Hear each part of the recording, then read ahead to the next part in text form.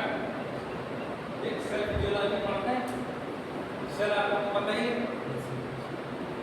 Smallest function unit of body, single है तो sales, मिलकर टिश्यू, फिर ऑर्गन सिस्टम से ये बनता है। फटाफट करता हूँ। Different tissue are group together to form organ. अलग अलग टिश्यू अलग अलग ऑर्गन बनाते हैं। तो हार्ट को बनाते हैं उनकी सेल अलग, कार्डियक मसल, हार्ट बनाते कार्डियक मसल। हमारे इंटेस्टाइन एंड टर्मिनल ऑर्गन किससे बने? स्मूथ मसल से। हमारी बॉडी जो हड्डी से हमारे बोन से अटैच जितनी मसल से स्केलेटल मसल से बनी है।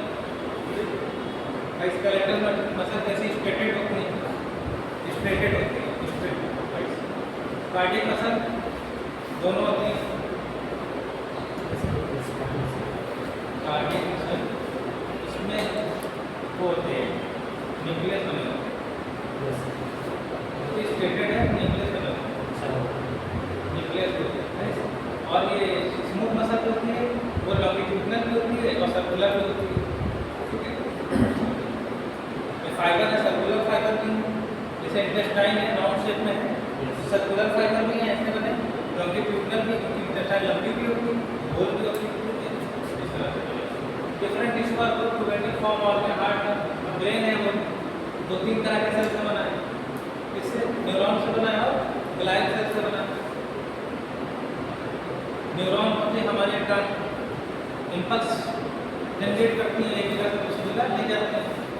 और ग्लाइल सेल होते हैं वो सपोर्टिव सेल होते हैं, वो न्यूरॉन किस पे टिके हुए हैं उनको संभालने के लिए ग्लाइल सेल होते हैं, जैसे न्यूरोग्लाइल सेल होते हैं। ग्लाइल सेल वो ग्लाइल सेल जो है न्यूरॉन को थामे रहती है, पकड़े सपोर्ट के रहती है कि तुम अपना काम करो तो हम तुमको रोके हो गए। जैसे एग्जाम्पल है बहुत अच्छा देता हूँ, पंखा का बटन दबाना, पंखे का बटन कौन दबाना? मैं दबाऊँ क्योंकि मेरी हाइट का ना तुम्हारी हाइट ज़्यादा है, तो मुझे बोलते हुए ऊपर चढ़ा अपना बटन दबा। काम किसने किया?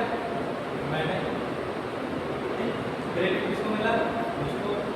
पंखा कितना ऑन किया? मैंने ऑन किया। मैंने ऑन किया भाई, तुम तो पहले तो उठाए। इसी तरह ग्लाइल सेल क्या करते हैं, उसका रोल बहुत अच्छा है, न्यूट्रिशन भी वही देता है न्यूरॉन्स को।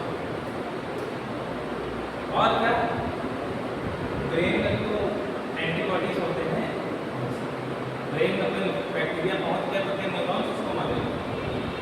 न्यूरॉन्स का काम खाली इम्पल्स एक मैसेज एक जगह से मैसेज दूसरी जगह पहुंचाना है। क्यों? और मैंने यहाँ पिन चुभाई, यहाँ से दर्द हमारे ब्रेन तक गया, कौन ले गया? न्यूरॉन्स ले गए, एक्सॉन के थ्रू ट्रांसपोर्ट हो गए, सेल्स में पहुंचे, एक सेल दूसरे सेल से जुड़ी, एक न्यूरॉन दूसरी न्यूरॉन पर गई, दूसरी तीसरे न्यूरॉन पर गई, तो उसने ब्रेन तक सिग्नल पहुंचाया। लेकिन ग्लाइल सेल उसको सपोर्ट कर रहा है, न्यूट्रिशन दे रहा है और क्या कर रहा है? उसको प्रोटेक्ट कर रहा है बैक्टीरिया वगैरह से, एंटीबॉडी प्रोड्यूस कर रहा है। समझ में आ रहा है?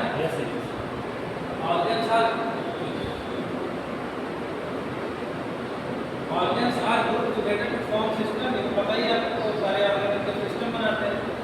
Particular function that maintain homeostasis and contribute to the health of the individual. Digestive system, cardiac system और homeostasis को समझ लेते हैं। होम्योस्टैसिस का मतलब होता है हमारे शरीर का कार्य प्रणाली का बैलेंस, हमारी बॉडी का बैलेंस। अगर हमारा बॉडी का होम्योस्टैसिस बिगड़ेगा, मतलब बैलेंस बिगड़ेगा, तो क्या क्या बिगड़ेगा? डाइजेशन होगा गड़बड़, हार्ट का सर्कुलेशन गड़बड़ होगा, बीपी डाउन हो जाएगा, बीपी लो हो जाएगा, बीपी बढ़ जाएगा। तो क्या गड़बड़ होगा? हमारे बॉडी होम्योस्टैसिस, हमारा बुखार टेम्परेचर कितना है? टेम्परेचर कितना होता है? 98.6। ठीक, अब वो बढ़ के 100 या 102 पर पहुँच जाए, हमारी बॉडी को क्या बिगड़ा? Overall homeostasis. होम्योस्टैसिस समझ रहे हो क्या? हमारे बॉडी को बैलेंस करने का, बैलेंस में हमारी बॉडी में दो सिस्टम लगे, जैसे बिजली की तार में काला तार एक लाल तार नहीं होता, केवल रेड वायर से चलेगा नहीं, लाल काला तार तो लगे। हमारी बॉडी में भी लगे हुए हैं। कैसे बताओ?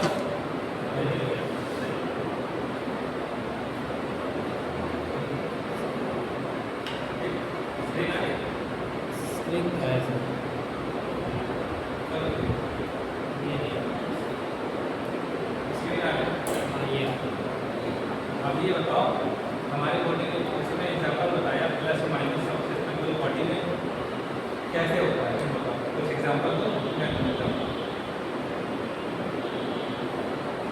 हाई बीपी होता है, लो बीपी भी होता है, तो इसका मतलब लो बीपी क्यों हो रहा है? हमारी बॉडी में ऐसी चीज़ें हैं जो ब्लड प्रेशर को बढ़ा भी रही हैं घटा भी रही हैं, ठीक है। और हमारी बॉडी का टेम्परेचर लो भी हो जाता है, ज़्यादा लगने लगता है, हमें कभी पसीना आने लगता है। सर्दियों में जब ज़्यादा लगता है तो बॉडी हमारी शिवरिंग करती है, काँपती है कि नहीं? तो क्यों काँपती है बताइए। इसको बैलेंस करने हमारी बॉडी को होम्योस्टेसिस इसको बैलेंस करने की कोशिश करता है कि मसल्स में वाइब्रेशन होगा तो हीट प्रोड्यूस होगी, है ना। सिंपैथेटिक पैरासिम्पैथेटिक मतलब सुना है नर्वस सिस्टम है, एक चीज़ों को बढ़ाता है घटाता है। सिंपैथेटिक ब्लड प्रेशर बढ़ा रहा है, पैरासिम्पैथेटिक घटा रहा है। एक पीपी डायलेट कर रहा है तो एक पीपी कंस्ट्रिक्ट कर रहा है।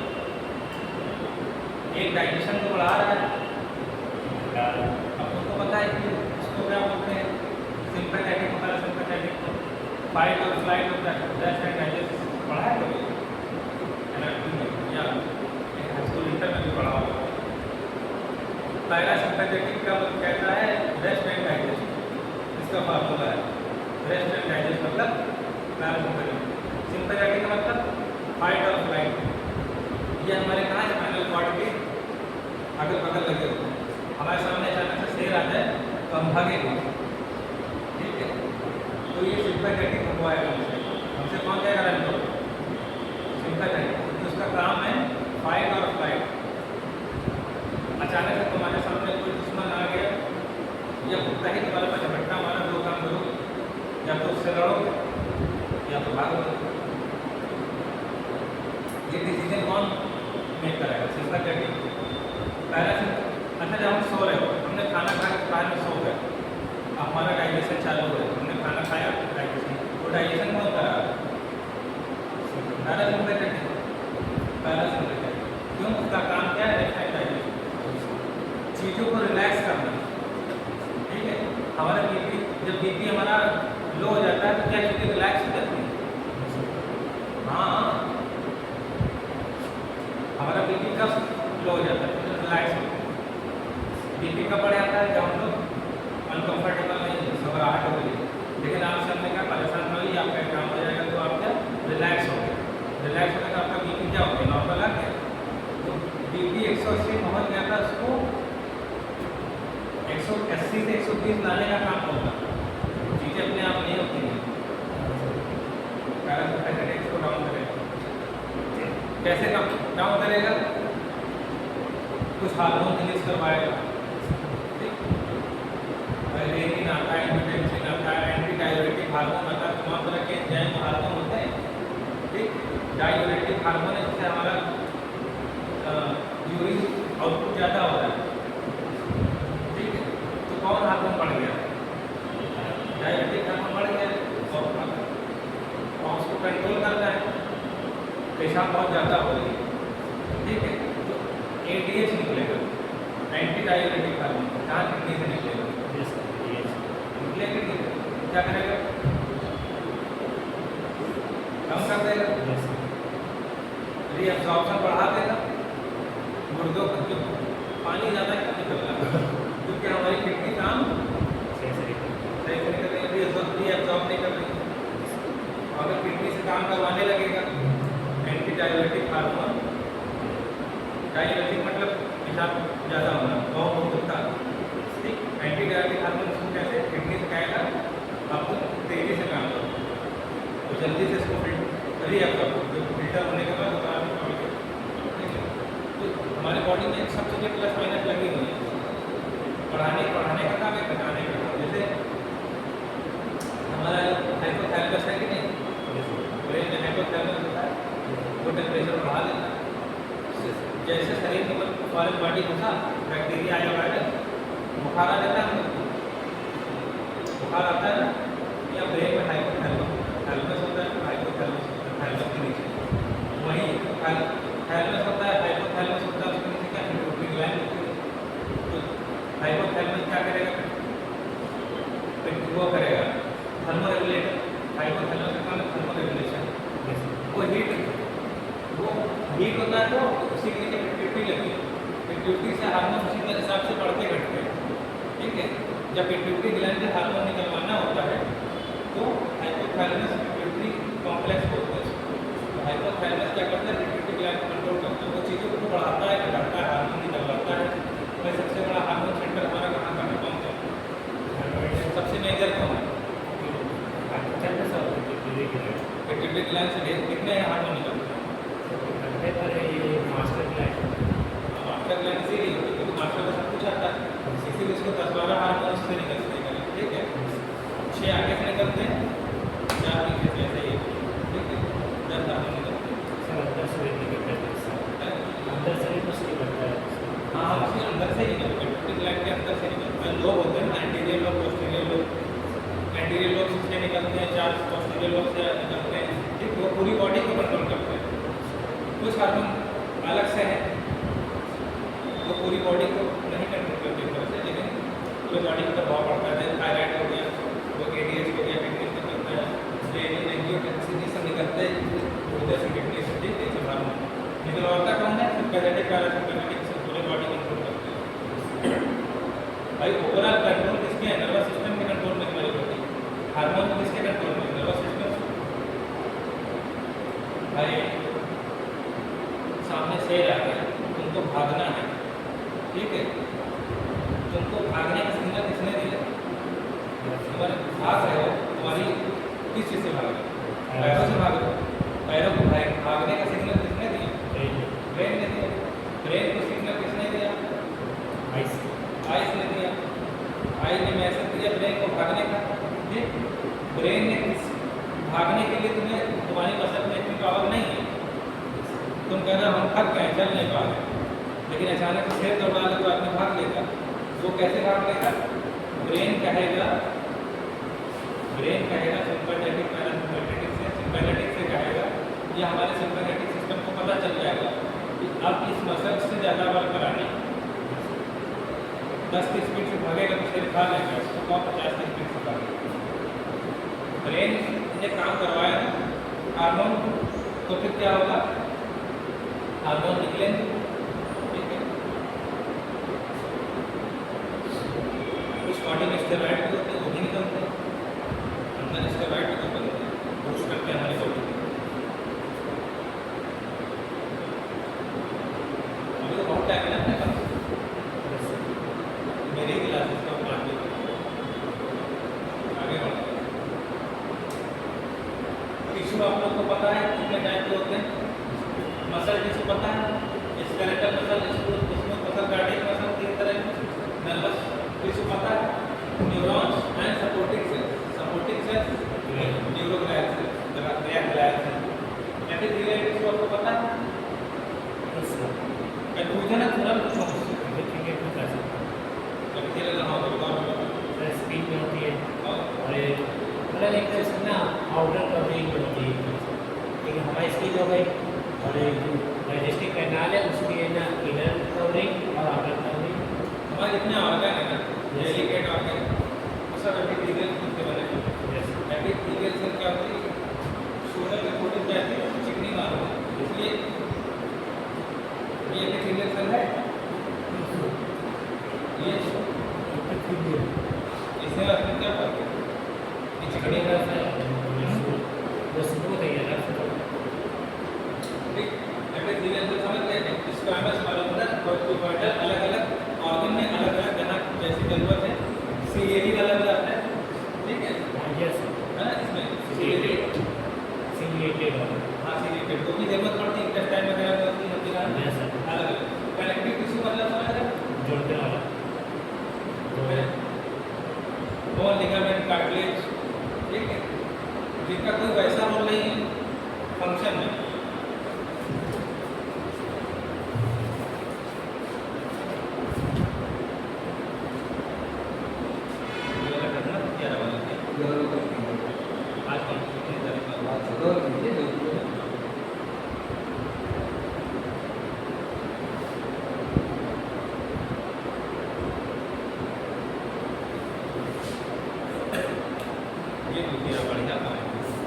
अरे ये बात देखा वो काम है इसमें। ठीक है, समझ गए कनेक्टर टिश्यू जिसका बॉडी में वैसा कोई काम फंक्शनिंग नहीं करता, बॉडी फंक्शन में लेकिन बॉडी को सपोर्ट करता है। एक जगह से करना, एक ऑर्गन को दूसरे ऑर्गन से जोड़ना, अब एक बोन को दूसरे बोन से जोड़ना, मसल को बोन से जोड़ना, है ना, कनेक्ट करने का काम। ब्लड वो भी कनेक्टर टिश्यू, लिक्विड कनेक्टर वो भी कनेक्ट कर रहा है ना, हमारी बॉडी को एक दूसरे से कनेक्ट कर रहा है। अभी हमारे नाखून ग्रो कर रहे हैं, अगर ये ब्लड यहाँ तक हमारी बॉडी का पूरी बॉडी का ब्लड यहाँ तक नहीं पहुँचेगा तो हमारा नाखून ग्रो बढ़ेगा, सड़ जाएगा, नेक्रोसिस हो जाएगी। ठीक है, समझ गए भैया? पीछे वाले समझ रहे हो नहीं? सुनते रहना, कान खोले रहना। ऑर्गन आपको पता है, ऑर्गन किसको कहते हैं? ट्यूबुलर हॉलो होते हैं। ठीक है, और दो तरह के ऑर्गन हैं, कॉम्पैक्ट और पैरेंकाइमल ऑर्गन। अब जैसे क्या हो गया, इंटेस्टाइन वगैरह हॉलो ऑर्गन होते हैं, और हमारा लीवर वगैरह क्या हो गया? कॉम्पैक्ट और पैरेंकाइमल organ. Some of the organs in the body are brain, heart, lung, stomach, intestine, liver, kidney, endocrine, three case of glands है, ठीक। organ और gland से बचना है। अच्छा, लीवर हमारा ग्लैंड भी है और ऑर्गन भी है, पूरी बॉडी का सबसे बड़ा ऑर्गन भी है और ग्लैंड भी है। सिस्टम, ये सारे ऑर्गन का सिस्टम बनाते हैं, इसमें बताने की जरूरत है नहीं, कुछ इसमें समझ में आ रहा है? मैं कार्डियोवैस्कुलर सिस्टम का काम क्या है? ट्रांसपोर्ट का, ब्लड के ट्रांसपोर्ट का। रेस्पिरेटरी सिस्टम का क्या? ऑक्सीजन सप्लाई का, CO2 रिमूवल। ठीक, रिप्रोडक्टिव सिस्टम का क्या है? कार्डियोवैस्कुलर और सर्कुलेटरी सिस्टम अंदर के अलग-अलग लिखा है क्या? नहीं लिखा था सर्कुलेटरी सिस्टम, आप पढ़ा है सेम है, उस पर पढ़ाया जाता है circulatory system. Same.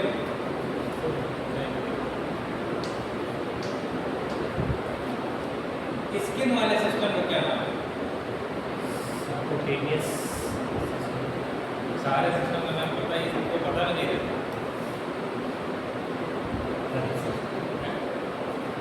Integumentary system, integumentary system, skin का इंटेगुमेंट्री सिस्टम से बाकी सब तो तुम बना के बता दोगे, लेकिन स्किन वाला दिमाग में नहीं आता है।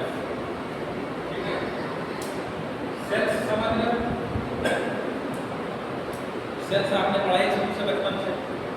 एक सेल में क्या होता है? सेल के ऑर्गन होते हैं, ऊपर सेल मेम्ब्रेन होती है और अंदर साइटोप्लाज्म भरा होता है, यही होता है, और न्यूक्लियस होता है जिसमें DNA होता है। Five individual and highly subscribe function. Cells का काम क्या है? इनको अलग अलग फंक्शन दिए गए। जो सोमैटिक सेल्स होती हैं, ठीक है, सेल्स दो तरह की होती है ना, एक तो हमारी पूरा जिससे शरीर बना है सोमैटिक सेल्स, जैसे हमारा हार्ट बना है, हमारी स्किन बनी, हमारी बोन बनी, आइज बनी, हेयर बने, ये सोमैटिक सेल्स हैं सारी। ये क्या करती हैं? बॉडी को रूप देती हैं, कहाँ पर कैसा बनेगा। ये कब डिसाइड हो जाता है? हमारा जो मदर सेल जानते हो ना, स्टेम सेल, बोन मैरो में स्टेम सेल, उसी से सारे अलग अलग चीज़ें बनती हैं। जो मदर सेल पूरा शरीर बनता है, बच्चा पेट में रहता है, सबसे पहले एक सिंगल सेल बनता है, उसमें पहले मदर सेल बनती है। वो मदर सेल धीरे धीरे डिवाइड होते हुए क्या करती है? अलग अलग ऑर्गन सिस्टम को अलग अलग काम देती है। उसी मदर सेल से ब्रांचें निकलती है। कुछ सेल्स नाक बना रही है, नाक में हमेशा ट्रायंगुलर शेप में क्यों बनती है? राउंड क्यों नहीं बन जाती है? रेक्टेंगल क्यों नहीं बन जाती है? क्यों? हाईली स्पेशलाइज फंक्शन, हर सेल को हाईली स्पेशलाइज फंक्शन दिया गया है कि आपको ये काम नहीं करना है। आप जा रहे हैं नाक के लिए तो नाक ही बनाना है, आप ईयर के लिए जा रहे हो तो ईयर बना। कभी कभी किसी सिस्टम गड़बड़ तो कहाँ यहाँ मारते तो होगा, है ना? एक साथ उसके सर पे काम हुआ है, सींग भी आ जाते हैं। ये क्या होता है? म्यूटेशन में गड़बड़ी हो जाती है। सेल म्यूटेट होती है ना, 1 से 2 बनती है, 2 से 4 बनती है, सेल म्यूटेशन हो रहा है, नंबर ऑफ सेल्स बढ़ रहे हैं। अब कोई गलत जगह म्यूटेशन होने लगा या जेनेटिक डिसऑर्डर हो जाता है, क्या होगा? जब परमाणु बम गिरा था उस समय जेनेटिक चेंजेस हो गए सबके ऑर्गन टेढ़े मेढ़े पैदा, टेढ़े मेढ़े ऑर्गन के साथ पैदा हो जाते, क्योंकि उसने डीएनए को डिस्टर्ब कर दिया ना। तो जब किसी का डीएनए डिस्टर्ब कर देते तो उसकी पीढ़ी दर पीढ़ी वो चीज़ें कनेक्ट हो जाएगी, सात पीढ़ी खराब हो जाएगी। आगे बढ़े। individual cells are too small to see through the naked eye से सेल दिखती नहीं। सबसे छोटी सेल्स कौन सी होती है और सबसे बड़ी सेल्स कौन सी होती है? सबसे छोटी सेल तो सर न्यूरॉन है, सबसे बड़ी सेल ऑस्ट्रिच एग है। सबसे छोटी सेल हमारे बॉडी में होती है स्पर्म सेल। स्पर्म क्या है? यस सेल है। और सबसे बड़ी सेल है ओवा। ओवा जानते हो ना? यस एग, मेल गैमेट और फीमेल गैमेट। फीमेल से जो एग रिलीज होता है सबसे बड़ा होता है, वो तुम नेकेड आई से देख सकते हो। जब पीरियड होता है, पीरियड को ब्लड निकलता है कि नहीं निकलता, उसमें अगर बहुत से घोलोगे तो मिलेगा बराबर से जो बच्चा नहीं बना, जो फर्टिलाइज नहीं हो, अनफर्टिलाइज एग तुम्हें नेकेड आई से देखने को मिलेगा, विजिबल होता है। और अगर कोई सेल आपको विजिबल है तो इसका मतलब सबसे बड़ी सेल है। भाई एक ड्रॉप स्पर्म में, एक ड्रॉप सीमेन में 10 लाख स्पर्म होता है। वन ड्रॉप सीमेन में 10 मिलियन, 1 मिलियन 10 लाख, 1 मिलियन होता है 10 लाख, 1 मिलियन दो छोटे से होती है। आगे बढ़े, ये चीज़ें जनरल नॉलेज में देती जाएगी। ये सेल्स आपको पता है स्ट्रक्चर इसमें बना है, जरूरत नहीं। अब आते हैं मेम्ब्रेन की बात। यहाँ से दिमाग थोड़ा घूमने लगता है। स्ट्रक्चर ऑफ सेल मेम्ब्रेन ये देख रहे हैं, ये प्रोटीन के चैनल है, गेट। सेल मेम्ब्रेन में क्या लिख सकते हैं? गेट। सेल्स के अंदर न्यूट्रिशन जाना है, कैल्शियम जाना है, कोई एंजाइम जाना है, कोई हार्मोन जाना है सेल के अंदर। हार्मोन कहाँ जाता है? पूरी बॉडी में जाते हैं, हर एक सेल्स में जाते हैं। जब हमारा हार्मोन रिलीज होता है तो हर सेल्स में जाता है। कहते हैं भाई इसके थायराइड बढ़ा हुआ है ना, थायराइड एसिड बढ़ गया है तो उसका शरीर फूल गया है।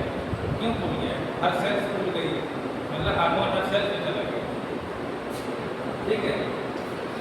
लिपिड की बाई लेयर, ये जो येलो कलर का दिख रहा है लिपिड है।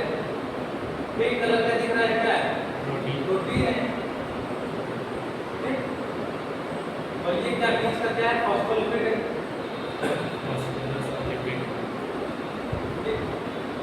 फॉस्फोलिपिड मतलब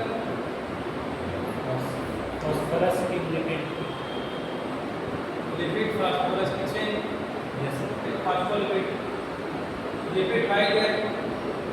ये क्या कहते हैं? हाइड्रोफिलिक हाइड्रोफोबिक ना, ये हाइड्रोफोबिक होती है। तभी इसका भाई हाइड्रोफोबिक होगी तभी तो हमारी प्रोटेक्शन करेगी। पानी में डूब जाएगा तो प्रोटेक्शन थोड़ी ना करेगा भाई। ऐसी कोई चीज एक को दूसरे से मिलने ना, मान लो तुम हो ये लेयर, मैं सेल की इनर वॉल, मैं साइटोप्लाज्म, वो बैक्टीरिया है हमारे, वो अंदर आने की कोशिश कर रहा है। तो तुम जो लेयर बने हो किसकी बने हो? हाइड्रोफोबिक। तुम मेरे में मिक्स नहीं हो रहे, ना उसमें मिक्स हो रहे, लेकिन उसको रोक सकते हो। जैसे पानी तेल मिला हो, नीचे पानी तेल ऊपर आ जाता है ना, पानी हवा को और तेल को मिलने देता है? नहीं मिलने देता ना। हम लोग सोडियम पोटेशियम हाईली फ्लेमेबल होता है ना, पानी में डालेंगे तो रिएक्शन करता है। केरोसिन में डाल के रखते हैं ना, है ना, ताकि रिएक्शन ना होने पाए। इसीलिए सेल मेम्ब्रेन होती है, ये हमारी सेल को बचाती है डैमेज होने से, बाहरी इंजरी से।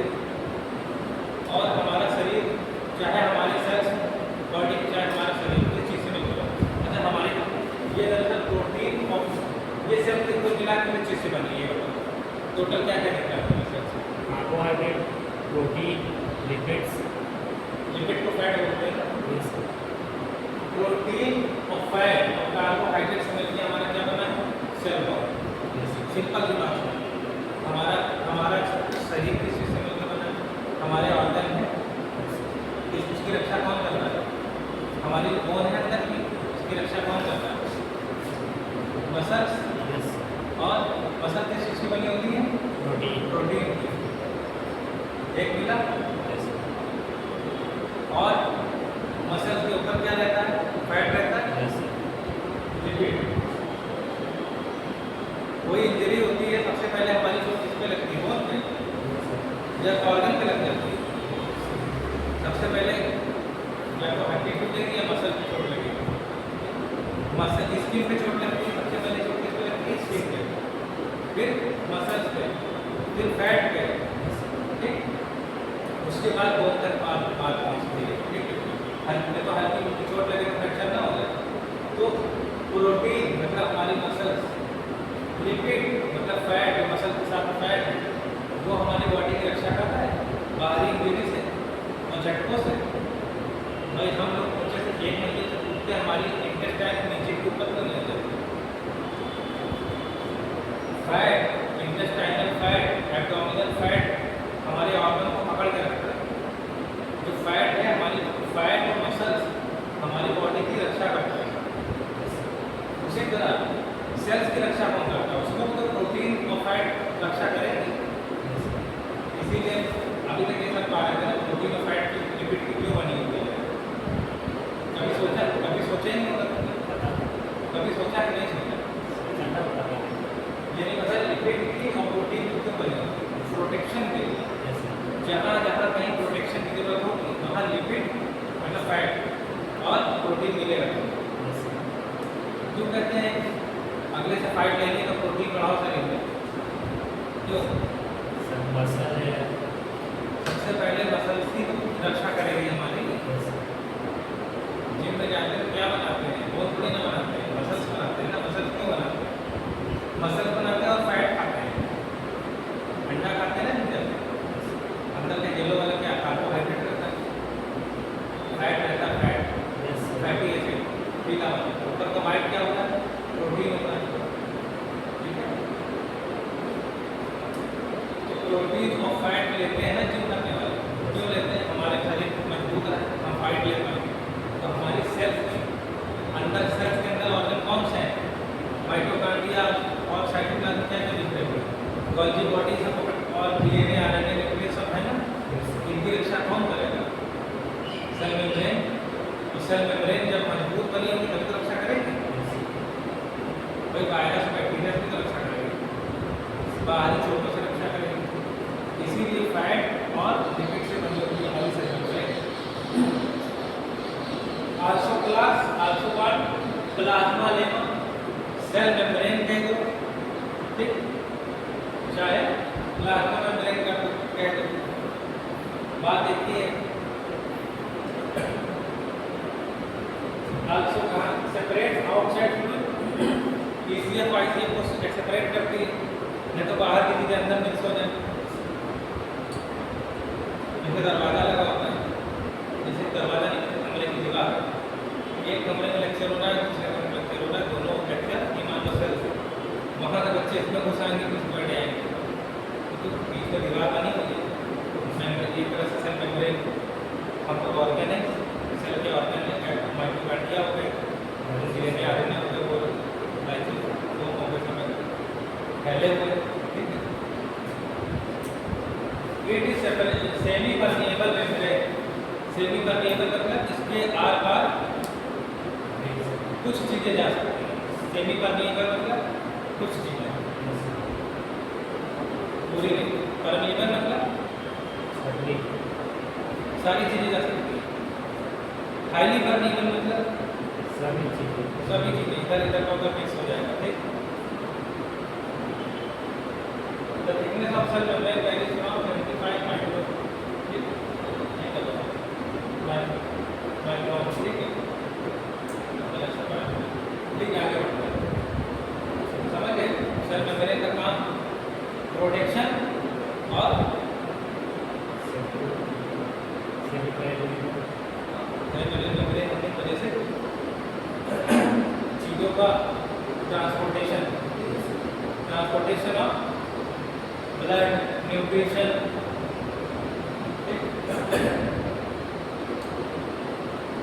और hormones. Cell membrane consists of two layers of phospholipid with protein and sugar molecule embedded in them।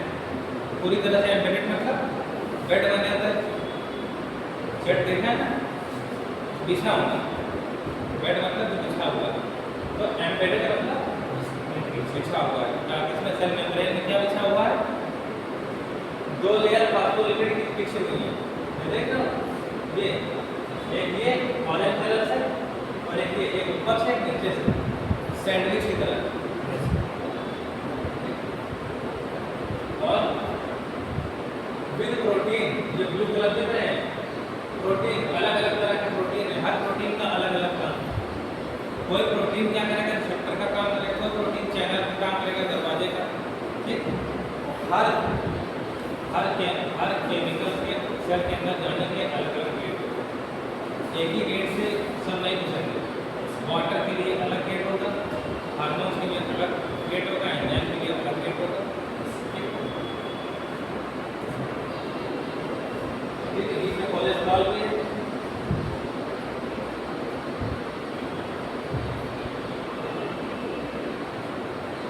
ठीक है। ये देखो फॉस्फोलिपिड के हाइड्रोफिलिक हेड और हाइड्रोफोबिक टेल, अंदर के टेल है तो हाइड्रोफोबिक है। हाइड्रोफोबिक एक दूसरे से मिलेंगे नहीं, ये लेयर आपस में मिक्स नहीं होगी, ठीक है। आगे बढ़े, मेम्ब्रेन प्रोटीन का काम क्या है? ये प्रोटीन लगे, the lipid bilayer form the basis of cell membrane. Lipid की बाइलेयर क्या करती है? बेस बनाती है। जैसे बर्गर खाते हो, बर्गर में बेस क्या होता है? वन ओपन एरिया, नीचे एरिया, उसके बीच में सारी मटेरियल होता है। उसी तरह मेरी बातें समझ में आ रही है? ऐसा ना बोल कर लिपिड की बाइलेयर होती है, एक ऊपर लेके एक नीचे लेयर, ठीक। अब उसमें प्रोटीन लगे होते हैं, वेरियस प्रोटीन लगे, two different type of protein that are commonly associated cell membrane. Integral protein और पेरिफेरल प्रोटीन, दो तरह के प्रोटीन होते हैं। Embedded in the membrane easily adhesive protein और selectively allow particular material such as certain ion. Peripheral protein जो लगे होते हैं वो चैनल प्रोटीन का काम करते हैं, बाहर से अंदर चीजों को आना जाना, ठीक। Integral protein embedded in cell membrane, cell adhesion protein, ये एक सेल दूसरी सेल से चिपकी रहे, सेल की मजबूती रहे। ये कुछ प्रोटीन होते हैं जो सेल को मजबूती देते हैं, तो कुछ जो पेरिफेरल प्रोटीन होते हैं वो बाहर से चीजें अंदर आयंस, मिनरल्स, न्यूट्रिशन सब अलाउ करते हैं, ठीक है। और अंदर का जो वेस्ट मटेरियल ईसीएम में जाएगा, सेल के अंदर मेटाबॉलिज्म हो रहा है, ठीक है, वो मेटाबॉलिकल वेस्ट कहाँ जाएगा? ईसीएम में जाएगा, ईसीएम में जाएगा, किसके थ्रू जाएगा? इन्हीं चैनल्स के थ्रू। तो चैनल किस चीज़ के बने? प्रोटीन के। Function of membrane protein, membrane में प्रोटीन लगे हैं, cell membrane protects the cytoplasm. Cell membrane क्या करता है? अंदर के साइटोप्लाज्म को प्रोटेक्ट करता है, और ऑर्गन्स जो अंदर के ऑर्गन होते हैं उसको प्रोटेक्ट करता है। Cell membrane acts as semi permeable membrane, semi permeable membrane की तरह काम करता है सेल मेम्ब्रेन। और न्यूट्रिशन एब्जॉर्ब करने में काम है एक्सक्रीटेड मेटाबॉलिक वेस्ट प्रोडक्ट, वो बाहर एक्सक्रीट कर दिया जाता है चैनल के through. Oxygen enter the cell के ऑक्सीजन का अंदर एंटर करना, कार्बन डाइऑक्साइड को बाहर फेंकना सेल्स के। इसका काम एक्सचेंज ऑफ गैस का काम आता है। सेल मेम्ब्रेन प्रोटीन का काम है। Cell membrane is responsible for the maintenance of shape. Cell membrane क्या करती है? सेल का शेप देती है। जैसे राउंड शेप है तो उसका राउंड शेप है, बिगड़ने लगता है शेप। अगर हमारे बॉडी की सारी सेल्स हार्ड है ना, इसकी वजह से, प्रोटीन की वजह से। प्रोटीन क्या करती है भाई? हमारे शरीर में प्रोटीन बढ़ जाता है, क्या होगा? गोले छोले बन जाएंगे, मसल्स आ जाएंगे और फैट बढ़ जाएगा, लटकने लगेगा डॉक्टर। तो मजबूती किससे आ गई? प्रोटीन से। सेल मेम्ब्रेन को भी प्रोटीन की जरूरत है, तो उसको एक शेप नहीं रहती है, तो हमारे शरीर के लाकड़ा दिखने लगेगा।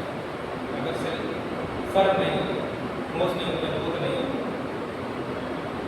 साइटोप्लाज्म आपको पता ही है, तो ट्रांसपोर्ट की बात कर रहे हैं। ठीक, साइटोप्लाज्म में सारे सेल, लाइसोसोम पता है ना?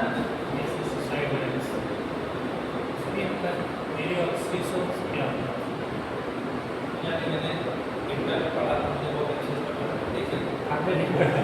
नहीं, मैंने पढ़ा अच्छे से। मेरी जूलॉजी बॉटनी मेरी फेवरेट, बहुत पढ़ा हूँ। ठीक है, जब से मेडिकल में आया तो मेरा बॉटनी वाला जो क्लास होता है, ठीक है, पैरासिसोम 10 सेल के बारे में पढ़ना काम करता है, डिजीज के बारे में पढ़ना चाहता है। पैरासिसोम मैंने पढ़ा है, मैंने पढ़ा है ना, तो आप पहली बार पढ़ रहे हो। नहीं पैरासिसोम। पैरासिसोम ये the cycle that contain enzyme carry out particle either and detoxified पैरासिसोम है साइकिल एंजाइम का।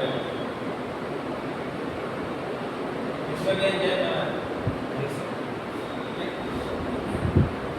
इसमें डाइजेस्टिव एंजाइम है, पचाने का काम।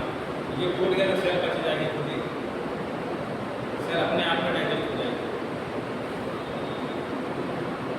जैसे हमारे अंदर एक सेल है ना, लेकिन हमको नहीं जला रहा है, लेकिन जब एसिडिटी हो जाती है ना, तो हमारी एक सेल हमको जलाती है।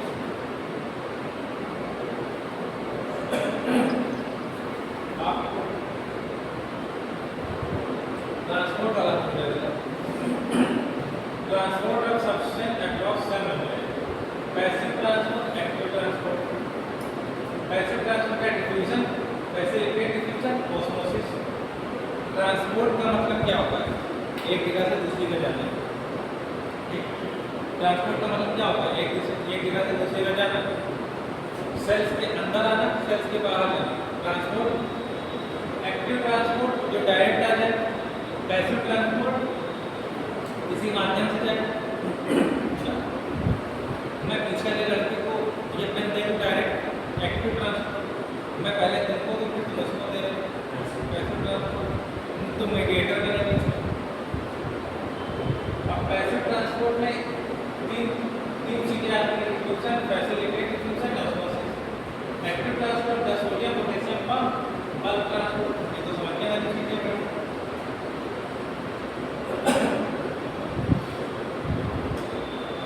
Passive transport when substance can cross the semi-permeable membrane, semi-permeable plasma and original membrane and does not require any energy। जब बिना किसी एनर्जी, बिना कोई धक्का दिए, बिना कोई एनर्जी खर्चा करे, मैं यहाँ पहिया वाली कुर्सी बैठा हूँ और मैं धक्का लग के वहाँ पहुँच जाऊँ, मेरी एनर्जी खर्चा पड़ेगी। मेरी एनर्जी एटीपी रिलीज हो जाएगा मेरी बॉडी से, नहीं। तो जब मैं चलूँगा तभी एटीपी रिलीज होगा। तो वह सब्सटेंस, ये कोई चीज़ है, सेमी-परमेबल मेम्ब्रेन, सेमी-परमेबल प्लाज्मा से या ऑर्गन के मेम्ब्रेन में ट्रांसपोर्ट होती है, लेकिन वहाँ एनर्जी रिक्वायर नहीं होती है। ठीक है, does not require any energy. एक जगह से दूसरी जगह मूव करने में जरूरत नहीं है, does not require, energy require नहीं है, बिना किसी एनर्जी के चला जाता है। वो passive transport move down the concentration gradient without using energy. जैसे हमारे शरीर में, जैसे एक एग्जाम्पल होता है, हमारे शरीर में क्या चीज़ें अपने आप बैलेंस हो जाती है। जैसे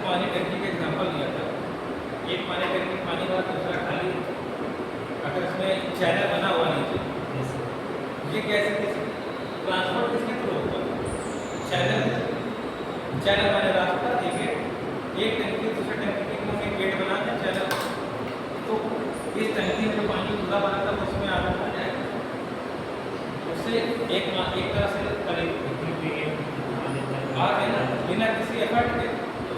तुमने बाल्टी भर के उसमें नहीं डाला, अगर तुम भर के डालते तो एक्टिव ट्रांसपोर्ट होता, तुम्हारी एनर्जी खर्चा होती, एटीपी खर्चा होता है, लेकिन ये तो बिना कुछ खर्चा करने के ही बैलेंस हो गया। वही चीज़ है पैसिव ट्रांसपोर्ट, समझ में आ रहा है? जैसे हमारे शरीर में कोई चीज़ घट जाए, पानी की मात्रा घट जाए, और शरीर उसको बैलेंस कर दे, या हमारे शरीर में पानी की मात्रा ज़्यादा हो जाए तो हमारा शरीर क्या करेगा? उसको बैलेंस करने की कोशिश करेगा। हमारा शरीर का होम्योपैथी क्या करेगा? पेशाब ज़्यादा लगाएगा। अगर तुम पानी पीते जाओ यूरिन लगे कि नहीं लगे, तो हमारा बॉडी क्या कर रहा है? उसको बैलेंस कर रहा है ना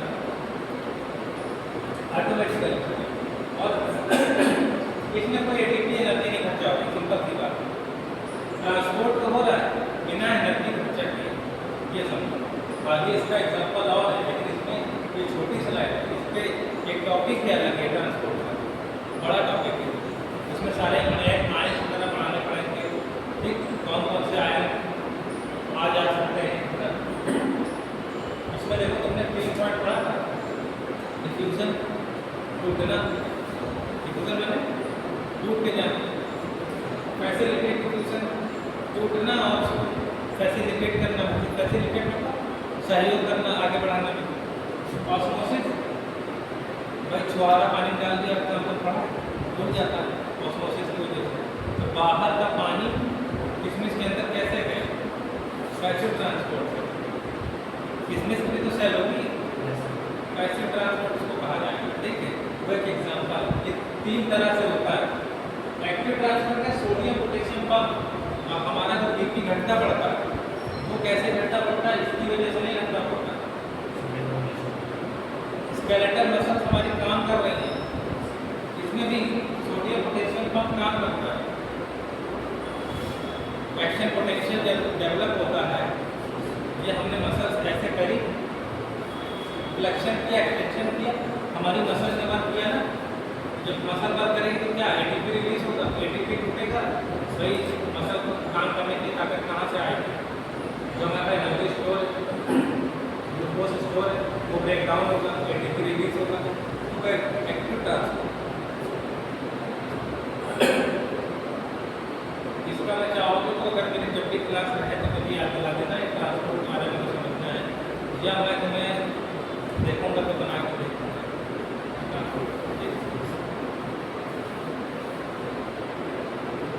पैसे ट्रांसफर हो जाए, डिफ्यूजन,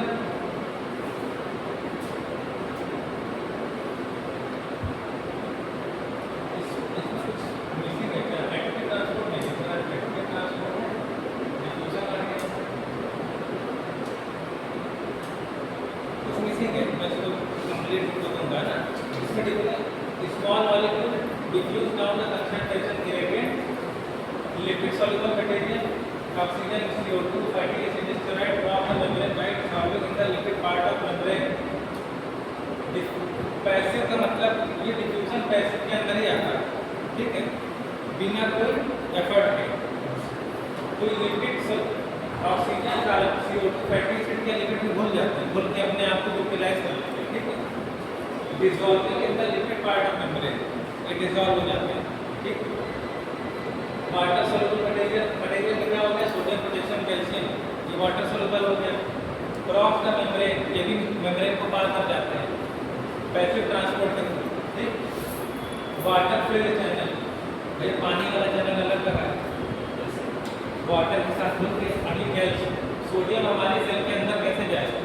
पानी में घुल के तब जाएगा। Oxygen, carbon dioxide, fatty acid कैसे हमारे सेल के अंदर कैसे जाएगा? लिक्विड में घुल के तब जाएगा, ठीक। यहाँ पर कोई चीज़ रखी हुई है, डिपेंड रखा है, जिसको हम ये मटेरियल है, मान लो क्या है, मान लो सोडियम है, इसको वाटर सोल्यूबल मटेरियल चाहिए। इस पेन को यहाँ से वहाँ तक पहुँचाना है, ट्रांसपोर्ट करना है। हम यहाँ से पानी डालेंगे तो इसके पानी के साथ रहेगा। दो भी चीज़, एक मीडियम चाहिए, एक बिगर को खींच के जाने के लिए, ठीक है। इसको बारे में मैं थोड़ा डिटेल में बताऊँगा। ठीक है सर।